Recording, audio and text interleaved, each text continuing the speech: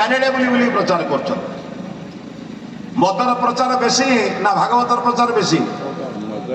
ଆଜ୍ଞା ଆଉ କାହିଁ ବୁଝିବା କୋଉଟା ଲୋକ ଜାଣିବେ?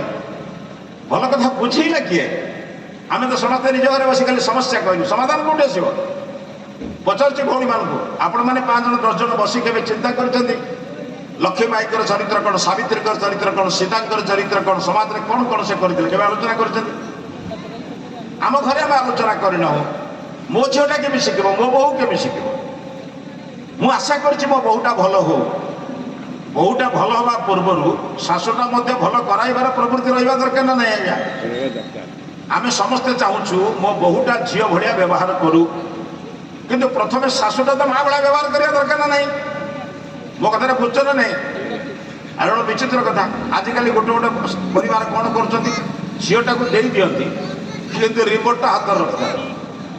ମାନେ ସେ ଝିଅଟା ତା ଘରକୁ ଯିବା ଦ୍ୱାରା ସବୁଦିନେ ପଚାରୁଥିବ ସ୍ୱାମୀ କ'ଣ କଲା, କ'ଣ ଖାଇଲୁ, କ'ଣ କଲୁ, ତା ଘର ଭାଙ୍ଗିବା ପର୍ଯ୍ୟନ୍ତ ଏ ମା ଲାଗିଥିବ। କ'ଣ ବୁଝୁଛ ନା? ମୋ କଥାଟା ବୁଝୁଛନ୍ତି ତ? ଯେଉଁ ଘରେ ଝିଅ ଦେଲା ପରେ ମା ଅଧିକାର ସାବ୍ୟସ୍ତ କରେ ସେ ଘର ନିଶ୍ଚିତ ଭାଙ୍ଗିବ, ଏଥର ଭାବିବାର କଥା। ଝିଅକୁ ସଂସ୍କାର ଦିଅନ୍ତୁ, ଛାଡ଼ି ଦିଅନ୍ତୁ, ତାର ସଂସ୍କାର ବଳରେ ସେ ପରିବାରକୁ ସ୍ୱର୍ଗ କରିଦେବ। ତା ପରିବାର ସହିତ ମୁଣ୍ଡ ଖେଳନ୍ତୁ ନାହିଁ, କେବଳ ତାକୁ ମୁଣ୍ଡରେ ସୁବୁଦ୍ଧି ଦେଇଦିଅ। ସେ ଗଢ଼ିଦେବ ନା ନାହିଁ ମା? ଆରେ ଜଣକୁ ସୁନ୍ଦର ଚିତ୍ର କରିଦିଅ, ସେ ଆର୍ଟରେ ଆର୍ଟିଷ୍ଟ କରିଦିଅ, ଆର୍ଟ କରିବ ନା ନାହିଁ? ସବୁଦିନ କେହି ତା କଥା ବୁଝୁଛ? ଏଇ ଯୋଉ ବିଚାର ନେଇ ବର୍ତ୍ତମାନ ଆସୁଥିଲେ, କିଏ କରୁଥିଲା? ବାନପ୍ରସ୍ଥ ଜୀବନରେ କରୁଥିଲେ। ତେଣୁ ସେଥିପାଇଁ